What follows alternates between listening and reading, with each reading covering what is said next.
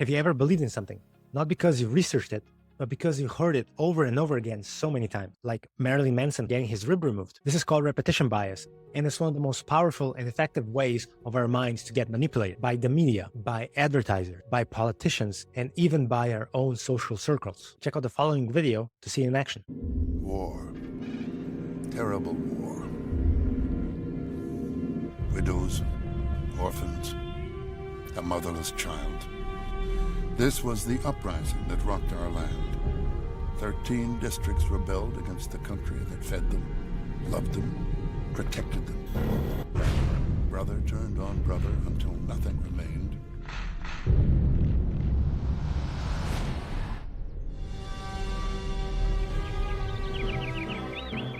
And then came the peace. Hard fought, sorely won. A people rose up from the ashes, and a new era was born. But freedom has a cost.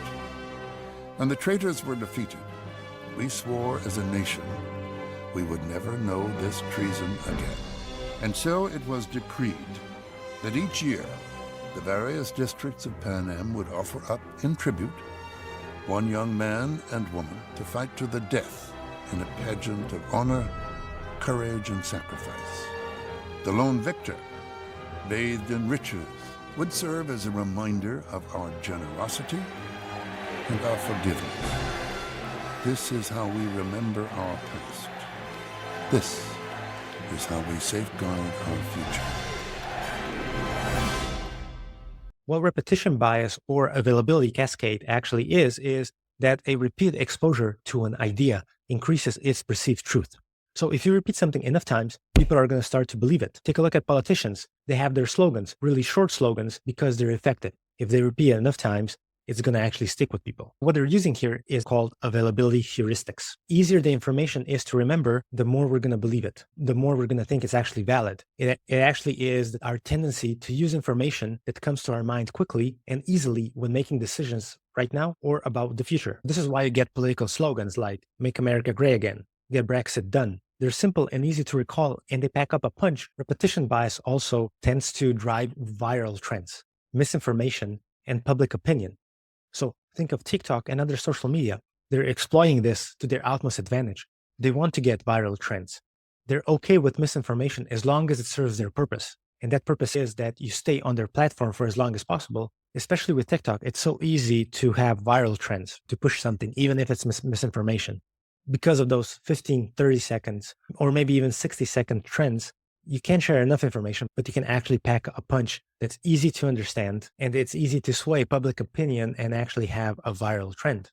Another great example are the dictatorial regimes. They need to control the media so that they can control the population. Their population cannot check what reality actually is, what's going on in the outside world. Every bit of information that they're getting is through state propaganda, state-approved information. So think of North Korea, Russia, China. There's a reason why a lot of those social media apps are actually banned in all three of those countries. So even TikTok, that has its origins from China and it's a Chinese company, it's actually banned in China. Why is that? Because they want to control the media space. They don't want their population to be informed on different perspectives on what's going out in the outside world, because that would spell trouble for them. For dictatorial regimes, information is power. And making sure that your population believes what you want them to believe is that it actually ensures survival of the regimes. There's a reason why dictatorial regimes or political parties that actually want to become dictatorial always go for the media first, to control the information space, to control what you consume, what you think, and repeat it often. And people are going to start believing in this, because why would you be repeating this if it wasn't true? And this is the crux of it.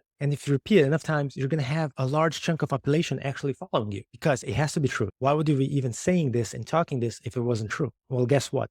A lot of times it actually isn't true. Look at media, politicians, dictatorial regimes. A lot of the stuff that they're saying isn't true, but they make sure that the people believe it, because they're going to be so much inside of this information bubble that they're not going to be able to break out. So here we also have the correlation with in-group favoritism, groupthink, the Dunning-Kruger effect, and confirmation bias. So these five are the most dangerous cognitive biases, the way they can manipulate people, the way they can persuade them to hate others, to kill them, to murder them, and actually be happy about this and sing praises to the person that actually told them to do that. This is how you get hundreds of millions of deaths from communism, Nazism, fascism, and all of the other totalitarian states or wannabe totalitarian politics. So there are two things how you can mitigate repetition bias. The first one is fact-checking, And the second one is critical evaluation of sources. So in democratic countries, this is usually going to be covered by the media, by newspapers, by independent researchers, and also by independent news sources, as in podcasts, influencers, and pretty much everybody that has a story to tell. There is a reason why media is called the fourth branch of power, because it keeps the other three in check. But in totalitarian countries, you don't have that.